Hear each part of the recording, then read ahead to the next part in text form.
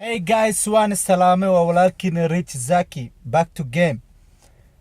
Sheeko yaroo gaaban aan ii sheegi rabaa.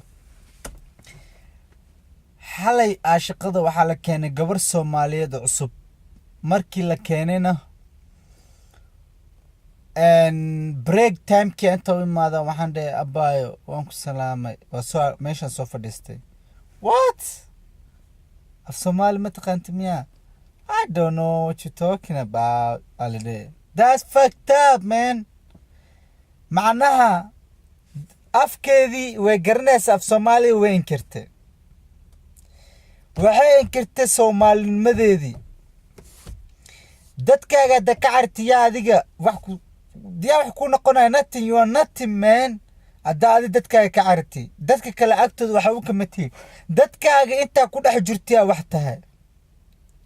But tana dhacday. Okay. Sorry, I'm sorry. That's my bad. Waa ka tagay. Markii la soo baxay dadka naga soo horbaxay ku jirtay. Dad badan isla soo baxaan waa u dambeeyay. Waa ku daa shaqada. Markaas gaarigeeda battery ka dhacay. baalki lagu kicina maasta gaari kale in u yeerto wax caawi mala dadka la soo baxday dadka iska gadasadaan fiiri marka soo baxay maxay dhahday Abu Kaale. What the fuck?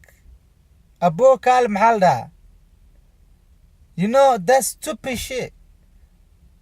Ana maxaa afsoo xilliga kula hadlaba nini Abu gaari battery qadam I'm sorry hadaa waa ogaa come on no I don't know what you're talking about. I'm sorry. So, runta ni sheega Soomaaliye dabacadaas iska dhaaf. Dad badan dabacadaas ku arkay dabacadaas ma wanaagsano dadkaagana wiliga ha inkirin. Qof Soomaaliya daarti soo dhaweey. Waa walaalka, waa walaasha. Maca salaama taasna waa Rich Zaki oo sheekadaas gaaban ni soo bandhigay. Bye.